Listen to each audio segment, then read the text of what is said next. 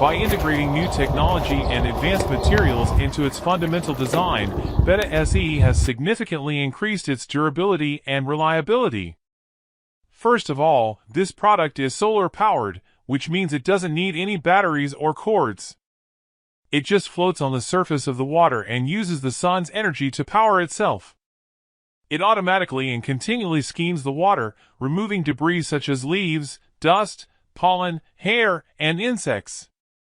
It also has ultrasonic radar that senses obstacles and reroutes itself to cover the entire pool area.